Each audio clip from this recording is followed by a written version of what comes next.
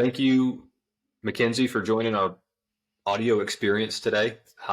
We're thrilled to have you on. Ted and I are. This is a little bit, I'll call it unique, even though, talking pre-show that there are a lot of similarities between what you do in the real estate space, specifically online in 2023, relative to building businesses and running businesses. Ted and I obviously run a junk removal company here in Charlotte, as I mentioned. But your world in the real estate space and what you're doing to build your personal brand, how you build trust with folks, the challenges, and whatever you see day to day relates pretty well to just, again, building businesses. So we're looking forward to this conversation and having you on. Mackenzie Amirfar, I will turn it over to you for a quick intro. Yeah, thank you guys for having me. I really appreciate you guys reaching out. I am a realtor in Charlotte, the local Charlotte and Lake Norman area. So we actually serve North and South Carolina. I'm with the Deering team, and we were at Serhant. So we just brought down Serhant, which is Ryan Serhant's firm in New York City.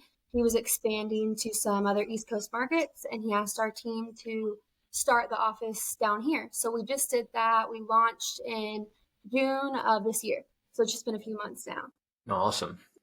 Yeah, I appreciate it. I'm very familiar. For disclaimer for those in the audience who have no clue, and obviously you guys probably don't either, but I am a big fan of Ryan Serhant, at least outside looking in. I've consumed a lot of his digital and online content.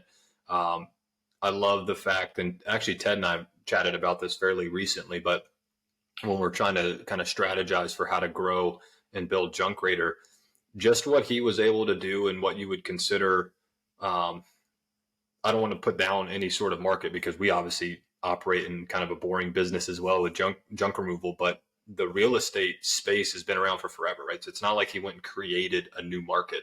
He moved into a market that already existed, but the way in which he went to capture attention, capture buyers and sellers, to me was, I don't want to call it genius because I'm sure other folks have thought about it, but he went and actually executed on the idea of taking kind of what real estate had been and likely still is. Would love your feedback here, Mackenzie, but print magazine, the MLS and what buyers and sellers had access to, call it back when you were buying or selling a home in the 90s or early 2000s. And Ryan went and said, you know what, I'm actually going to build a digital kind of experience around this whole process. And so he started showing, obviously had the fortune of being on a hit TV show that was incredibly popular. But besides that, he started building his online brand around video production, podcasting. I know he does a lot of educational stuff today. And so it's cool to see his brand expand outside of New York.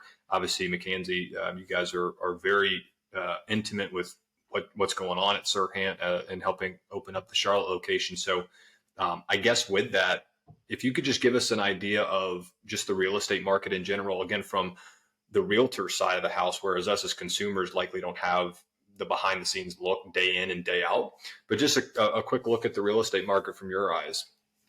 Yeah, so it's interesting now. In my opinion, the market's great. A lot of people think that it's a terrible market. It's a terrible time to buy or sell. Yeah, rates just hit 7.8%, I think is the national average right now, which is scary. It's a lot. Trust me, I get it. Like, I don't want a 7.8% rate either. Nobody does. But it still is, and people will say, oh, sales are down. Sales are down. People aren't buying houses. People aren't moving. There's some truth to it, but people aren't looking at like everything, I haven't slowed down this year. I have not slowed down at all. So with that, like, there's plenty of people still buying. There's plenty. I think right now in Charlotte, there's 47% of people in Charlotte rent. You know how many of those people, they want to not rent anymore and they want to buy a home? Is it hard to buy a home right now because inventory is at an all-time low? Yeah, for sure. Mm-hmm. The reason sales have dropped, I think that inventory since last year has dropped, like this time last year has dropped 27%. Wow. So inventory has dropped 27% and our closed sales have dropped 22%. Mm-hmm. But that correlates, our sales is still at a higher the inventory dropped more than sales have. So that shows something, that people are still buying houses and people are still selling them because they have to and they want to, Yeah. but there's just less for us to work with. Hmm. So it's just, honestly, it's been good. I think with the changes, obviously interest rates had to go up. They couldn't stay at 3.5 forever. When they went to 4, I remember all my clients were like, "I'm waiting till they go back down. 4 is too high." That was like a year and maybe 4 months ago. And Hmm. now I look at it, I'm like, I'm so glad you guys got that 4% rate, because like, I just closed on a house with a 7.5% rate. Hmm. It hurts. It hurts, but people are still moving. Charlotte's such a growing market. I can't speak for all markets because I think some markets have slowed down and some markets are struggling. But the Charlotte and Lake Norman market, especially, they're not slowing down. There's way too many people moving here. There's way too many people that have already moved here and want to buy homes Yeah. for it to go down. So I get it. There's big news headlines that say, the housing market's going to crash. Just wait till 2024. All this is going to come like down. Um, I mean, I get why people are scared, but also it's like when you really look at the numbers and you look at what's going on, it's not scary. Hmm. Yeah. It's really, it's a great market to buy in or sell in because we're still at an all-time low of inventory. Hmm. So there's no houses for sale and there's still a ton of buyers. Buyers are just not, they can't afford as much as they could last year, and they've Right. accepted that now, and they're looking for things that they can afford. Hmm. One thing on the interest rate piece that I find interesting Mhm. is I always correlate it, and I don't mean to throw my dad under the bus, but he's very ultra conservative. And Yeah. so growing up, any sort of larger purchase, a car, obviously homes. I mean, I lived in the same home that they bought in 1994 that they still live in today. That's what I grew up in. But I think of car purchases, and he would spend a long time researching, online, printing stuff out, and I'm like, but it took you like a year or two to make this purchase. You knew a year or two ago that you needed a car or at least wanted a car. Like, what about the opportunity cost lost of time that you spent doing all this? And I correlate that to real estate a little bit. And that's not to say that you shouldn't look at numbers and your personal finances and throw those out the window. It's like, if you want a house, go buy today. Don't worry about the interest rate. But you do have to factor in what it's going to take from your time's perspective, especially if you have a family and what their needs are, to put this off for a year or two, 5 or 10 years. I mean, it's kind of unknown if you just sit and wait thinking things are going to pull back. And so that's just as kind of like a sidebar. And I know a long time ago, interest rates were 15 or 20% that, we whittled all the way down to 3%. And nobody, I guess, really knew at that time that, hey, we're living really, really good. But like 4, 5, 6, 7, 8% interest rates are still fairly good relative to that really high number. So I just thought I'd mention that. But when you talk about the numbers, Mackenzie, around real estate and the inventory that is or is not available, how many people are looking to sell or not and buy. I mean, obviously there's a lot of real estate agents out there in the field. How are you, Mackenzie, separating yourself from the pack with folks that you want to help go buy a home or folks that you want to go help sell a home that may be looking at, multiple real estate agents to work with? What are you doing? Just not quitting. That's a Uh, good. I mean, it's true. I'm very honest with everybody. I'm upfront and honest, and I think that helps because I'll tell you the good and the bad of the house, of the market, of this one situation, of your finances. Maybe it's not a good time for you to buy. It depends on the person. Mhm. Maybe I had a buyer probably 6 months ago, well, and they wanted to buy, and I was like, we were looking at everything, and I was like, listen, you are not in a spot where you can do this. Like, Yeah. it's going to be really, really tough. I know you want to. Trust me, I want you to also. But I was like, you have to rent just another year. And Yeah. then we'll do that. So I think that being honest is a huge thing, because if people can see that and they can trust you, and they can relate to you in a way, and that could just be with the trust, it helps a lot differentiating yourself from others. Mhm. um you know Joining Serhant has been amazing, and people like you that know who Ryan Serhant is, they're like, oh my gosh, like that must be really cool that's so cool that you're with him now and they've come. But a lot of people don't have any idea. Mm-hmm. So it's both of it. But I think differentiating myself, for one, like I said, I'm honest, and also I work for my clients. Like, you want this house? All right, let's negotiate the best possible deal we can get. I've in the last month have run into multiple offer situations on homes again. Mm-hmm. Like, that's people thought that was completely gone, and it's not as common, but it still is happening. I have really good relationships with other agents. Other agents like know that I'm easy to work with. They know that they like to work with me. So when I can tell my buyer, hey, I have really good relationships with these people, and they're going to work with me on getting you the best deal. Mm-hmm. So yeah, it's all about relationships in every business. So you guys know that the So relationships you have, the relationships you nurture and keep. Um, so I feel like that's a big part of it. I'm trying to think. Mainly the relationships, being honest, and also like you can brag about yourself. yeah, People, I know you can't go too hard on it, but people like someone that's successful. They like to see your success, and they like to work with successful people.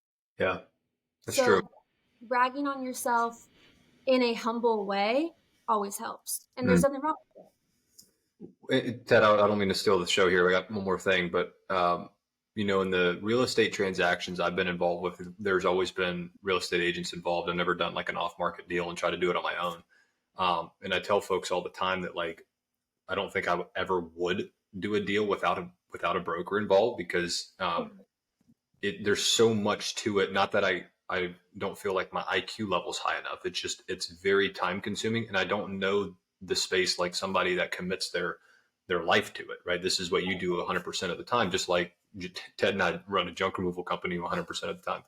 Um, but what I like about real estate, various real estate agents, is that the ones that will, to your point, Mackenzie, about being honest, I need you to tell me in certain scenarios, like, hey, this isn't a great house for you, and here's why. Or you may like what you see on the outside or on the inside, but here are some things that you need to make note of that could be problematic to, a general homeowner that doesn't know any better. Right? Think about things like HVAC or electrical, or that roof up there looks kind of suspect, but to the naked eye, like you probably wouldn't think about it. So, you know, rather than being more, I guess where I'm going is rather than being like a reactive person, or in this scenario, agent, but really just in general in life, proactive and highlighting your attributes, your knowledge about your space and your industry is incredibly important to your customer, which is the person either buying or selling the home, because we don't know what we don't know. And so we need that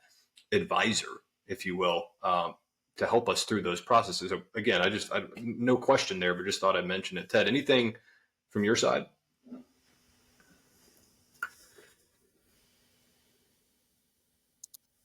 I don't hear him.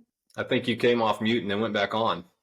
So as a realtor, everything falls on your shoulders, right? Mm-hmm. Whether it's I've got to print these flyers, the selling, the marketing, for the most part, it's kind of an individual sport. Would you say that structure and organization are keys to your success as a realtor, like it is in business? Yes, having the good processes and systems in place, um, for things as simple as getting your show sheets printed, like stuff like that. You don't think about all of it. You have to have a process set up in order to keep everything organized, to keep everything going, to keep the flow going, like just to stay on track. Because there's so much more than you think about. Even when I got in it, I was like, whoa, this is way more than I thought I was getting myself into. And even as I go on and learn more from other realtors, learn more for realtors that have been in this for a longer period of time, and get new ideas from other industries, things like that. I am adding to my workload, but since I have processes and systems set up, it really doesn't add much to my workload, but it adds a lot to like how much I'm worth as an agent. Mm-hmm. So having all that, like how to sell your house A to Z, you'll never see that. You're not gonna see everything that I'm doing, Yeah. unless I tell you, and I'm not gonna waste your time with telling you every single thing, because that's the reason you hired me, to just like hands off. I don't have time for it. And kind of going back to what Davis said about you're the professional, you're the advisor, it takes a lot of time. That's a huge thing for me, is leveraging other people and for things that are not worth my time. So like, for example, if I want my garage cleaned out and I don't like it'll take me 5 hours, and the money I'm going to save by not hiring you guys to do that isn't worth it to me. Yeah. I'm like, it's worth it to hire you and pay you whatever your rate is, because my time is very well spent doing what I am good at and what I can do. And I think that goes across the board for all industries. People always say, hire the professional, you need the professional. But it also is like, leverage your time appropriately. Because the time you're going to spend trying to sell your own house or trying to buy your own house and fill out those forms yourself and figure out everything yourself, how much of that time could you have spent with your family, on your own business, working? Like, I'm sure your time was not best well spent there. Yeah. And you may have already said this, Mackenzie, but how long have you been in real estate? I've been in real estate for 4 years now. 4 years. Okay. What is the best piece of advice that you could tell Mackenzie day one, brand new in the real estate business, that you've learned today? Well, hold on tight. It's going to be okay. Because starting out, it's hard. I mean, and you guys own your own business, so you know too. Well, everything's like this, every market, every business. When you're starting out a new business, you're working for yourself, you don't have a steady income. It's scary.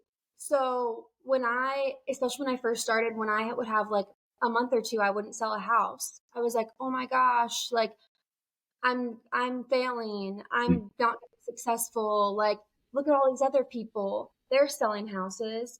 So I think that it's going to be okay. And also, don't compare yourself to anybody, but especially don't compare yourself to people who have been doing this for 10 years and you've been doing it for a month. There's so many correlations, in my opinion, between real estate and being a realtor and being a business owner. And that is, I feel like, correct me if I'm wrong, Mackenzie, but yeah, I feel like there's a snowball effect when you get into real estate and you sell a house and you start to get into a rhythm where maybe the cadence is one a month, couple a month, and then you have a down. You're going to go through natural ebb and flows. But because you get into that rhythm and you perfect your craft, and now you've got these use cases that you can start to promote across socials, across anywhere you're putting these out. Now you start to get referrals, right? And that, just like in business, that's been huge for us. I mean, Ted and I have gone through ebb and flows in our business in general, but specifically with our online presence and the ebb and flow through just our digital marketing efforts may not be great one day or 1 week or 1 month, but because we've built a list of almost 7,000 clients that have used us in over a 6-year period, we can almost count on a good chunk of business coming in from referrals month over month. And so I feel like that's, pretty similar to the real estate space. And I like what you touched on in terms of delegation. Ted and I have really honed in on this in the last 6 months, I'd say, but that is huge. And I mentioned this on the last podcast we did. And that is, if you haven't taken an inventory of yourself from a financial perspective and done a cost analysis of what your time is actually worth, like if you asked anybody on the street today, what is the dollar amount that your time is worth on an hourly basis, they probably wouldn't know. Right. And it's going to vary significantly from person to person. A lawyer might have a $500 an hour rate. I might have a $25 an hour rate, whatever that is. But you need to know that dollar amount, because it's going to help you make life decisions in general, not just with buying a home or cleaning out your garage or anything. So if for example, I know that my time is actually worth, on the specific dollar amount, more to me if I can keep this time and not go out to my driveway and wash my car, and rather just take it down the street to Auto Bell and pay $8. I know that my time, that hour or two that I would have spent cleaning the car, is worth more than the $8 I'd spend at Auto Bell. So for me, that's kind of how I think about just decisions in life, from getting your car washed to buying a home. And I would encourage everybody to take that inventory and think through that lens. Obviously, you don't have to get bogged down and think about everything you do in life. Am I going to go upstairs and grab my cup of coffee, or am I going to go down? You don't have to think about it that way. But just in general, with the general decisions that you make in life, I think it's a good way to look at it. With joining Serhant, What do you think that's brought to your brand, your business, Mackenzie, that is either positive or negative? And I know you guys are fairly new here in Charlotte with the Serhant brand, but have you experienced anything right out of the gates? It's like, man, this has been a great decision to join that team. Oh, absolutely. I mean, just the projects that we already have are working on because of Serhant, the projects and new development communities that we have acquired because of Serhant. It's is huge in itself. Yeah. But that's the tangible, physical thing that I can literally see in front of me that it's paid off. But aside from that, just the systems that they have for me to use, all the resources that they give to me, all of the knowledge that I have at my fingertips now that I didn't have before. One-on-one time with not just Ryan, but other people that work there that can help me with so many different things Mm. and that can simplify things in a way that I would have never thought of before. We actually just had our conference. It was the Salt Lake Serhant conference, so it wasn't just Serhant; it was the whole program. We just had it in Miami 2 weekends ago, and it was all the speakers. At conferences, they're not all industry related. They weren't all realtors, which is great because you hear different perspectives and you can take away something different from different people and their different stories. So I think that with Serhant, I've just been exposed to a whole new huge network of people that I would have never met before. I would have never been able to learn from them before. Um, that's like the biggest thing because I'm really young, and so people see me and they're like, "Oh, you must not know that much because Mm. you're younger and you're newer or whatever." And I mean, yeah, maybe I don't know as much as somebody who's been doing this for 15 years. Absolutely. But I really take the time to listen to every single person that I talk to, every single person that I work with, and colleagues to see what I can learn from them because no matter what, there is something to take away from every person you meet, even if it's something that you don't like. Like, Mhm. if there's my boss, Josh, there's so many things he does that I love. And there's so many, the way he brands himself and presents himself, that is why people like him. That's why he's successful. And there's so many things I can take from that. But then also, I'm like, I'm not the same as him. So Mm. how can I take bits and pieces of that and then put it into myself? And how can I translate it to my personality, to how I am? Because I'm not him. We're not the same person. And Mm. I think that's something that, sorry, I kind of got off of the Serhant thing, but just like, um, Serhant in general, meeting so many people, meeting all of them, the resources that we have, and not replicating yourself into somebody that you look up to, but just taking what that you like in them or don't like in them and translating that into your own business and like your own personal brand. For sure. I think there's something to be said about the brands behind an individual.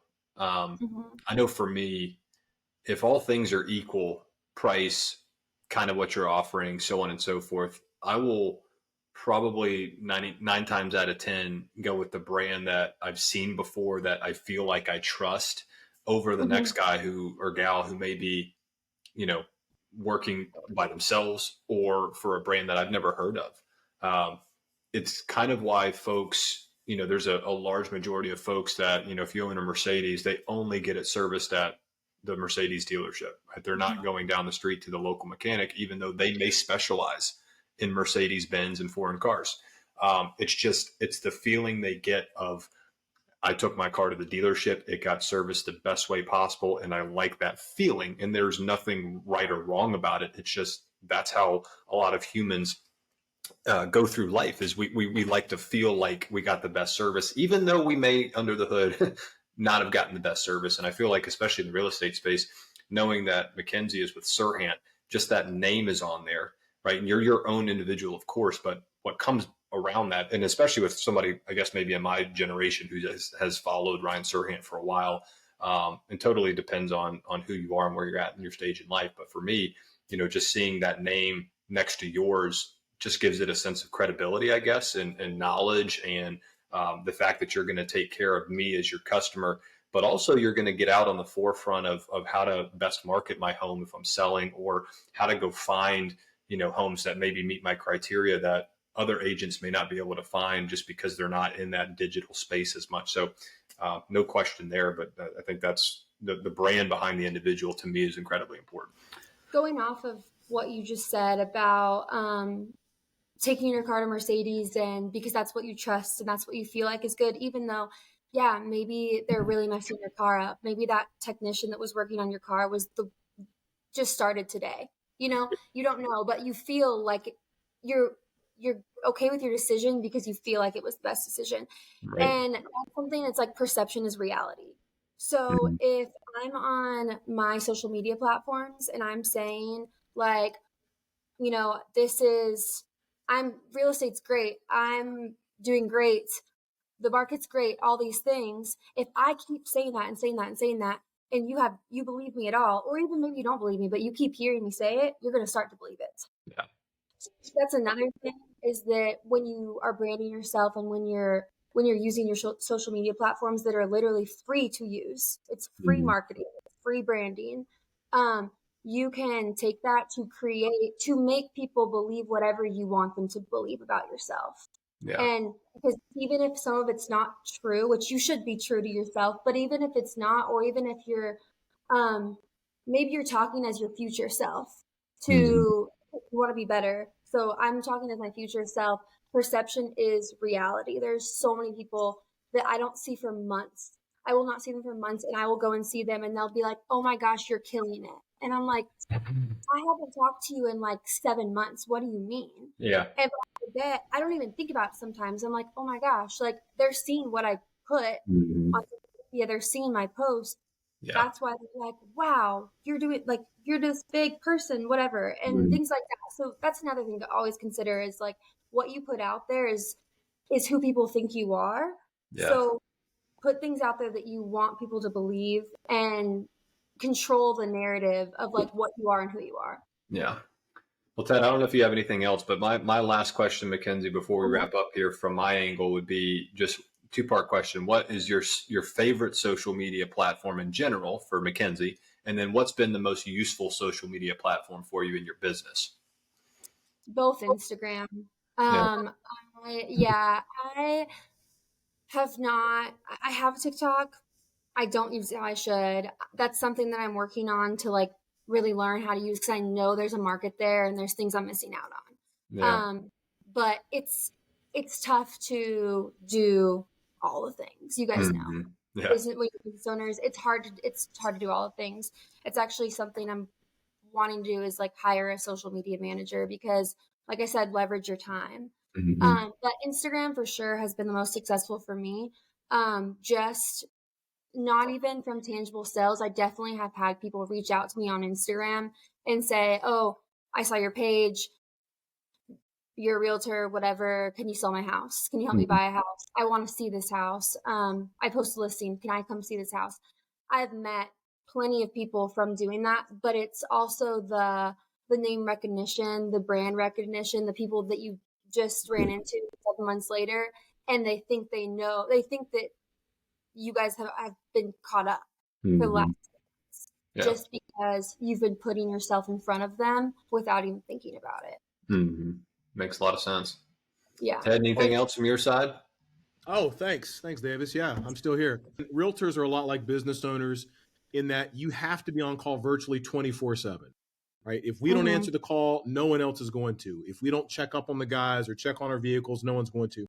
How do you manage the work-life balance? Because it's extremely demanding as a realtor. Like, you want to answer Yeah. that call, you don't want to miss out on that listing. How do you balance I don't.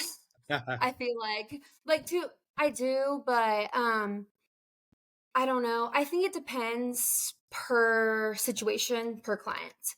Some things, most things can wait. If it's late at night, um, and it's 10 o'clock and a client's calling me, more than likely, like what they need can wait. But if it's somebody that, maybe we've had something crazy going on in the transaction, Mm. then I'll take that call because maybe they're freaking out. Maybe they need me to talk them down.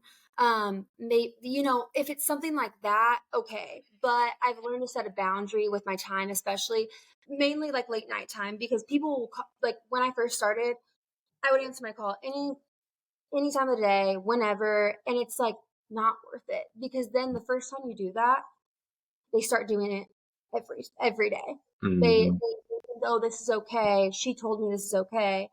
So I think that managing a work-life balance, I've learned to put boundaries on my time just by setting expectations. Even if I don't answer a call, hey, I will give you a call back at 8 a.m. tomorrow morning.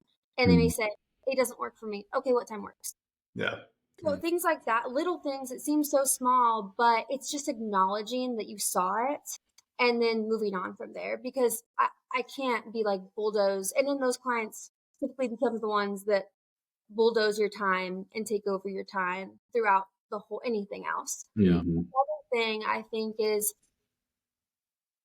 when let's say like we're at a party, a birthday party for a friend. Nobody cares if you take a call real quick. Mm. That too. I with that kind of stuff, it's during the day, especially during work hours or even a weekend, like, sorry, I'm gonna take the call. Mhm. But you're that's another way you're branding yourself. Everyone's like, oh, she's a realtor, she's always working. Now everyone knows I'm a realtor. Yeah. Everyone knows I'm always there for my clients. So it's Mhm. another way to be like, look how good I am at my job. Yeah. Um, I'm the best. People are always calling me. I'm always answering for them. So it's another way to show people, I think, that and people don't care. Your friend doesn't care. And if they do, like, whatever, I Yeah. think. But I think setting boundaries on your work hours with certain clients is absolutely necessary. In some cases, not so much. In some cases, Mhm. doesn't really it matter as much. People don't want to answer things. Did that answer your question on work Yeah, life? yeah, yeah. I mean, it sounds like we all wrestle with this. I mean, if you're a Mm-hmm. good realtor, if you're a good doctor, a good attorney, a good business owner, I think you're always going to struggle with that work-life balance because you want to be there for your customers. You want to be there for your team, but it is important that you figure out a system that works for you. Here's my last question for you. Mm-hmm. Why Mackenzie? Right? All the realtors that are out there, why would Davis choose to work with Mackenzie over anyone else? Because I'm the best. Yeah, of course. But that's really like what. Yeah. Okay. Show me why you're the best. So what I always tell people is like, listen, I'm going to work for you. I'm going to work for your deal. I don't work for this person on the other side of the table. I don't work for the other agent. Like we're going to do this how you want to do it. But with that, here's the expectations that I'm going to set for you on how this is going to go and how this is going to work, because you want to work with me for a reason, right? And so I'm going to show you how this is going to go. I think that's a big thing is I always set expectations. I try to set them perfectly. Perfect is, kind of a hard thing to do, but set expectations on what's next, even before we're there yet. Some people get really overwhelmed and some people don't. I think that I can read people really well, and I can work with different personalities and kind of have one conversation with you and realize, okay, this is this kind of person. So this is how I'm going to not treat them, but this is how I'm going to talk to them. This is how I'm going to direct them. I can tell they're super stressed out. I am not going to throw a whole packet at them right now. I'm Yeah. going to show them one thing. Hey, this is what's first. Because some people want to see it all up front. Some people you can tell immediately, oh no, this person's going to like freak out if I show them a lot of stuff. So I think that I've also realized not everyone's for you and you're not for everyone. Mm. And that's also okay. Um, there's been many cases where, you know, I'm working with somebody and usually it's like internet leads that we have a few internet leads that we use, or like a systems we use to get them. And I don't like internet leads. I don't like cold calling people. I much rather would, host events and be out in public and meet people and referrals. But at first, when I was first starting, that wasn't really an option. I had no experience. I had no sales. So what am I going to do? the people I'm meeting in person. I'm like, man, I can't lie to their face. But Mm-hmm. people on the phone, you can kind of amplify some things. Also, I have a huge team behind me. So that's another thing is, hey, even when I'm not available, someone on my team is. For example, this weekend I'm going out of town, my sister's baby shower. Super important. I can't miss that. I don't want to miss that. 3 of my clients are coming in town from out of state this weekend. And I'm like, I'm serious. Yeah. But I have a team of 12 to where it's okay. You guys come in town whenever you want. Even if I'm not here, I'm with another client. I have somebody who can take care of you. And I'm still there. I just am not there physically showing you the physical house. And the person that's showing it to you, they're even better than me. Mm-hmm. That's kind of how I do that. And so I think that why me, the experience of not just me, but my team is huge. There's like our marketing second to none. The way that we market, the creative marketing we do, the media, the way we use media.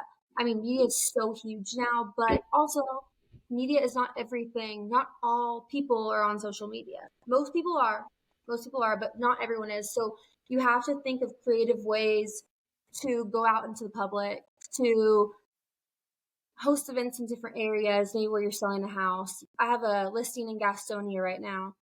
I don't work a ton in Gastonia. I don't know. I don't go to events in Gastonia, so I don't know a lot of people there. But I've really quickly realized that my demographic, or the demographic of who's probably going to buy my listing, is probably not on Instagram. So I thought of other ways. Okay, this is what we're doing.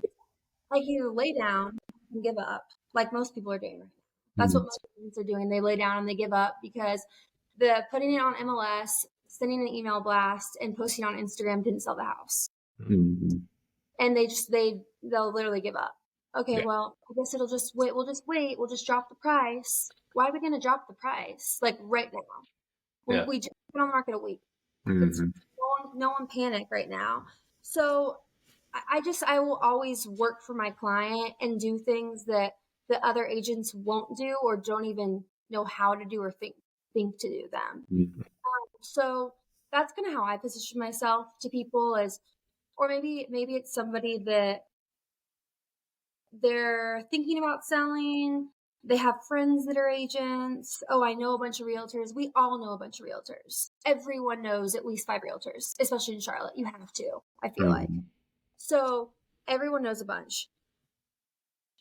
Who's first of mind, first of all, which comes back to social media, comes back to how often are you talking to people? How often are people seeing your face? How often are they seeing your profile? And then also, what can you show them when you get there? Or what can you say to them to get there? Oh, hey, I had literally right before I got on this call, I've been trying to get this listing it's actually at the lake, in the condos by Eddie's, Yeah. So I've been trying to get this listing. This lady I'm talking to, she's so nice. I went and saw the place already. I said, let's set up a time where I can come back and meet your husband as well. I really want to meet both of you and talk to both of you and just show you exactly what I can offer you. And so I called her today. She said, oh, well, we know several realtors. So like, we're really just going to talk to them. And I was like, well, all due respect, like I just would love the opportunity to earn your business. If I could just get the opportunity, you don't have to say yes to what I show you. I just want to show you what I can do differently and through creative ways that I'm going to sell your house versus somebody else, especially in a tougher market like this. Houses are not selling themselves anymore. They were 2 years ago, and I get that, but they're not anymore. And so you need someone who's going to get creative and use different things than somebody else would. And that's not a lot of people. Not a lot of people will do that. And not a lot of people will ask for the opportunity either. They'll just say, oh, okay, I know you know people, so no problem, you're all taken care of. Mm-hmm. Just That's ask. a great point. That's a great point. I'll end it with your birthday party reference. I never thought about it, but letting your phone ring and everybody in the party hear that you're real, that's a great marketing tactic. I would take it a step further and almost proactively be the one with the aux cord every time. And so your phone's just always going off. over the loudspeaker, and everybody knows for sure. But no, Mackenzie, thank you so much for joining us. This was a great episode. I mean, again, we're business owners. You're a real estate agent. There's so many similarities in terms of what we're doing on a daily basis to, gain business, gain new clients, and do what we do. And so thank you for joining us and giving us your insights. And I hope the audience got as much value out of it as we did. So with that, Absolutely. Yeah. Thank you guys for having me. We highly recommend getting in touch with Mackenzie. You can call her directly at 661-809-0502. You can also email her at mackenzie@serhant.com. See you next time.